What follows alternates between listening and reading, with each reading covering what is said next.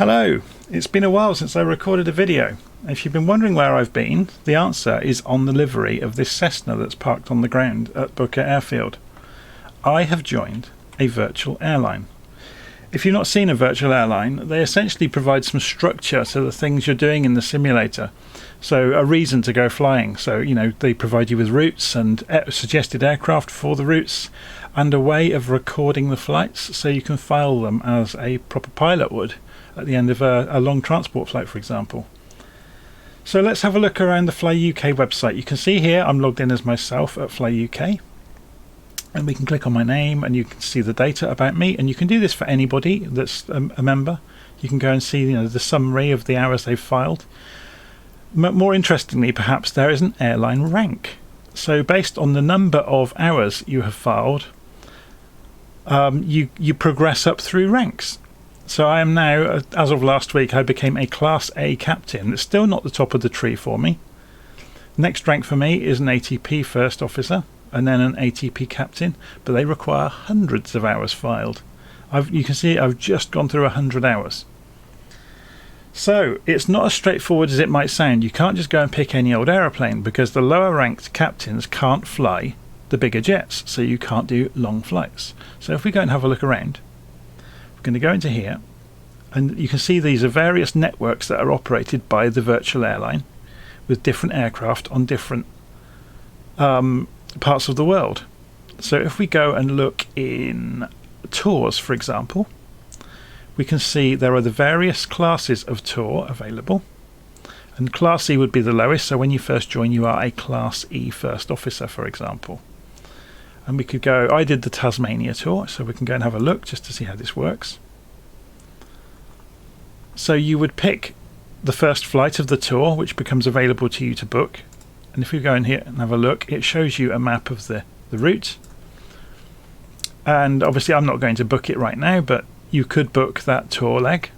And once you have booked it, you are invited to run a piece of software alongside your simulator called Skytrack. So I'm going to run it here. So here's Skytrack. So after I've booked a flight, I would fetch the booking and then I would start recording. Once I'm in the simulator, I could come into here and start recording. So Skytrack connects to the simulator via SimConnect. So if you're running X-Plane, you would have to be running XUIPC, for example, to understand the SimConnect protocol, but it works fine. I've tried it. And the nice thing about Skytrack, you can use it in Flight Sim 2020, you can use it in Flight Simulator X, or 10, whatever you want to call it. You can use it in X-Plane, you can use it in Prepare 3D, it works in all of them. So yeah, you put in your details, you fetch your booking, and you start recording. What I'm going to do today is a little bit less than that. I'm going to go and do a flying club flight. Now, there's a difference in the virtual airline between scheduled flights or chartered flights, which are the big jets and the big prop planes like the Dashes and things like that, and little small single engine aircraft, which it classes as flying club aeroplanes. And those don't count towards your pilot rank. Okay, so I'm going to go and do a flying club flight in a moment. Before we get there though, I just want to show you some of the more clever things that they operate at flyuk.aero. So not only can you record your flights and do all these nice things, around amassing hours and climbing up through the ranks, you can also go and fly online. Now, not only are they partnered with VATSIM and IVAO, they also operate their own server. So they use the same technology that VATSIM used to run a client. So you can see it in my start menu here. I've got the vPilot client preset for FlyUK. It's actually an earlier version of the vPilot client. There's full instructions on how to do this in the online flying section of the website. But if I was to run that and connect it, I would be connected to the FlyUK Aero FSD server. That's what the actual technology is called, that underpins VATSIM and IVAO.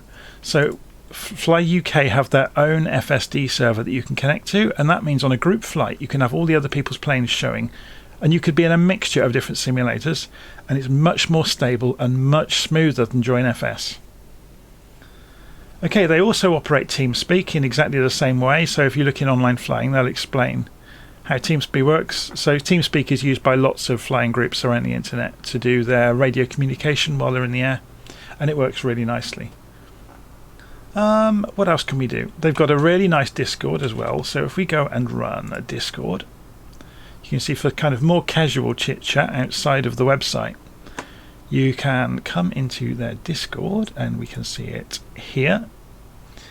And there's loads of links to getting started pages and FAQs, but they've got announcements and general chat, and you can do live streaming while you're flying if you're just messing around and not doing a group flight, but you maybe want to, join in the community. And usually on an evening, you'll find 3 or 4 people in the in-flight channel. Just to give an idea of the size of this virtual airline, look how many people are in Discord. These are all people that are logged in at the moment. Once it goes down past, it's just nuts. There's hundreds and hundreds. Here's the offline people, and there's thousands. Okay, so we're going to shut Discord down, and I'm just going to give you a quick sample of how Skytrack works. So I've got Flight Sim 2020 running in the background. Okay, so we're going to go and jump inside the aeroplane. Now, before we start our flight, we have to start recording. You can't start recording in Skytrack while the engine is running. Does that make sense? So I would have the option normally of fetching a booking, and then that would say start recording. Because I'm not going to fetch a booking, I'm going to do a flying club flight, which is just, basically messing around. I'm just going to say start the flying club flight. So it's now recording. And you can see we get tips inside the simulator. The reason that's really handy is if you are doing a long haul flight in a big jet, they actually check every couple of hours to make sure you're actually still at the keyboard or in front of your computer, so you don't just leave it running all day long. So they ask for a comm radio frequency change every 2 hours or thereabouts. And if you don't do it, you can't file your PIREP at the end, the data of your flight. So anyway, so we've started recording. Let's go and have a look in our Cessna. So we power up. We switch the fuel on. We pull the choke, the mixture to rich.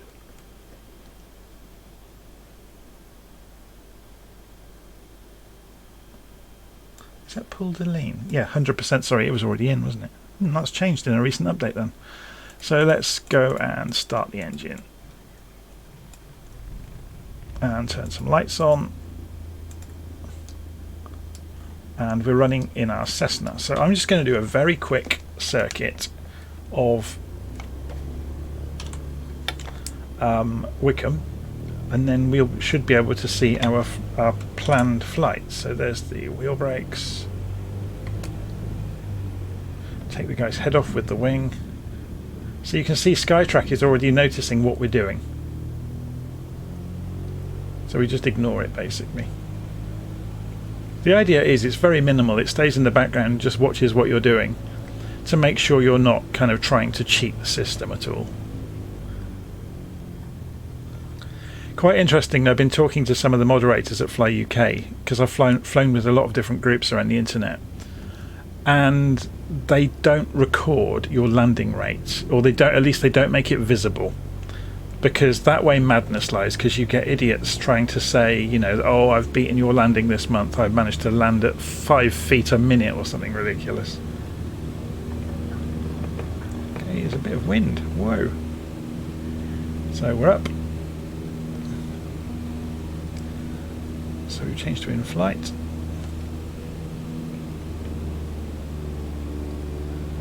So we'll go up to 1,000 feet. And then we'll to our circuit. So we're doing about 245 degrees on the compass.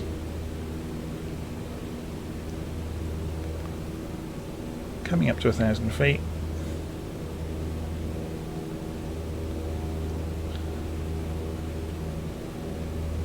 So just doing a very, very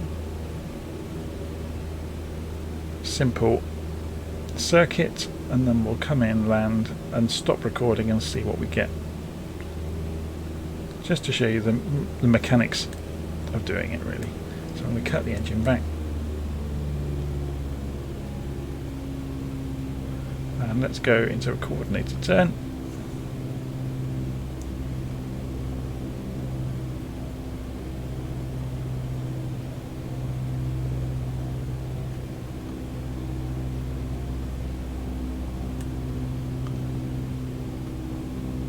a bit bumpy today. You can see the aeroplane being bumped around.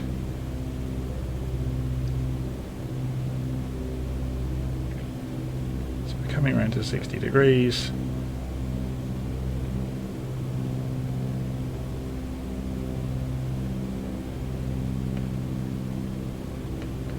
Straighten up.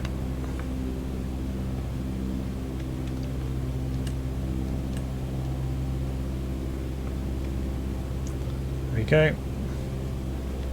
So now we're going fairly straight. I'm going to try and trim the plane so it's not going up or down too much.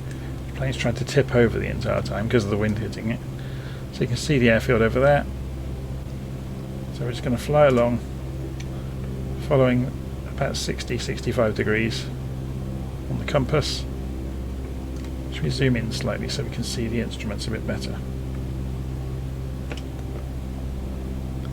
Okay, so we go a bit high. Flying towards High Wycombe is over there to our kind of 10-11 o'clock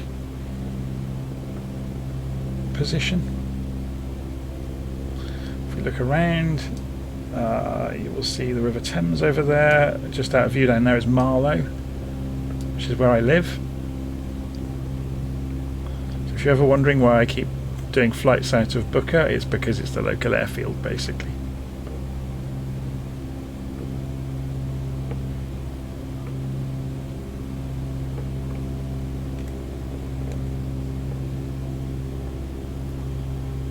Okay, how are we doing? So if we look behind us, we can see the runway over there.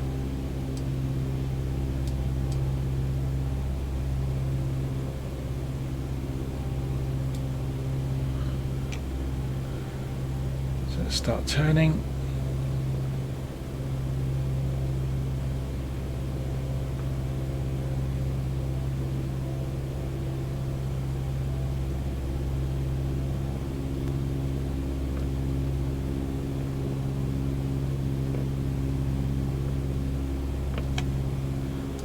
Can we see the airfield out there?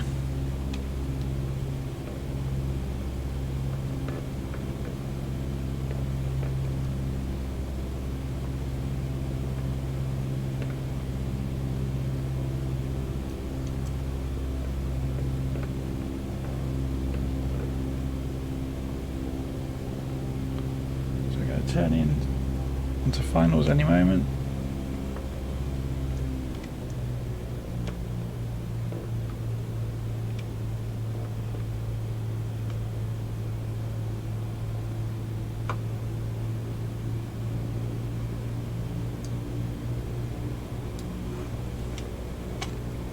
Out of the way so it doesn't light up bits of the screen.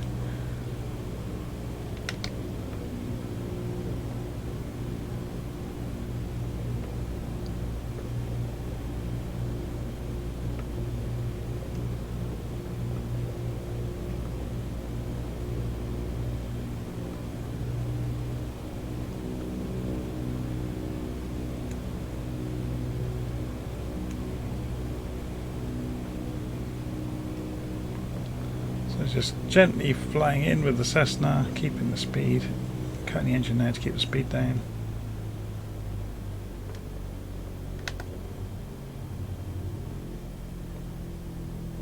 Flaps down.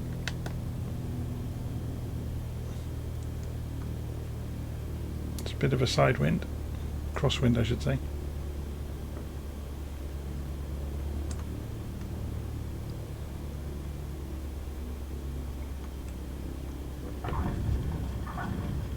Okay, so we're down.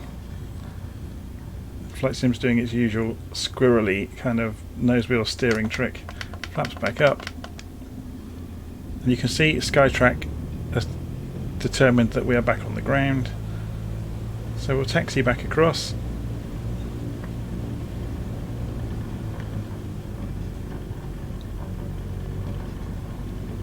Something I've noticed, I tried out the Piper Arrow, the new aircraft that's available for Flight Sim from Just Flight. My dad let me have a go on it, and I've since removed it. But I tried it, and it isn't as rich in terms of sounds as the stock aircraft that come with Flight Simulator.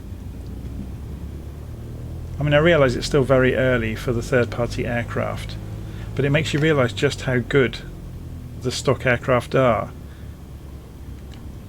Also things like how high resolution the internal graphics are with the stock aircraft is very, very impressive once you see a third-party aircraft.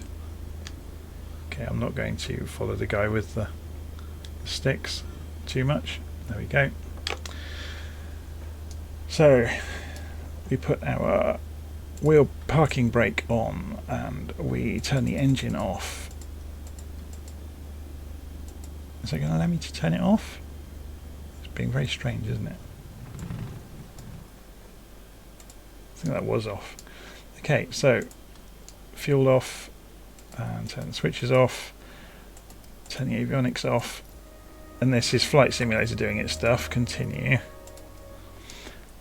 But to be honest, as soon as we got rid of the as soon as we switched the engine off, we could actually go and file our PIRAP, so we can stop recording, and it comes up and it says, are we doing a tour? No, we're not. We went from EGTB to EGTB. There's the registration of my plane, and I don't want to put any comments in, and I can submit it, and it says thank you for flying today, and that's it basically. So to record your flights into the website, all you have to do is use Skytrack. So you would book a flight if it's a bigger flight, and then you fetch the flight into Skytrack and record it, and then over time you amass hours in here. So does that make sense? So you can see, I don't know if it will show aircraft and flight, time and day. Yeah, it does some various basic analysis on the types of aircraft you've used for different flights. You can see I'm in the middle of a tour at the moment. But there you go, it's FlyUK. It's a huge community of people. If you go and look as well, it's got very active forums. So if you want to know anything about either actual flight or something to do with the simulator, there's hundreds and hundreds of people in here that are all helping each other. And it's probably the best community I've found online of flight simulator enthusiasts. It's very, very good. Anyway, FlyUK. Go and have a look. You don't have to live in the UK to use it. You do have to speak English though, I think. Oh, something that's worth pointing out as well, just before we finish off here, if we go back to the main website, if we go and look in the Fleet Centre, for all of the aircraft they specify for the routes, you can go in, say if we look at the A320, for example, the Neo, we can go in, and for all of the major simulators they tell you if they've got any downloads to help you out. So for example, if you've got Microsoft Flight Simulator for the Neo, there's the livery for it. If you're in P3D version 4, they haven't got them for those. So that's probably a bad example for those particular simulators. But if we go back into Fleet Centre and we have a look at the C208, for example, the Cessna Grand Caravan, we can see for Prepare 3D they've got liveries for various versions of it. For Flight Simulator they've got the one for the stock Asobo version. For P3D version 4 they've got various liveries for P3D version 5 and X-Plane and so on. So they've actually kind of made your life a whole lot easier, and if you want to be very immersive and make your aircraft look like the airline you're flying for, well, the networks that they operate in their virtual airline have actually got liveries, and you can make it all knit up nicely together. So there you go, FlyUK. Go try it out.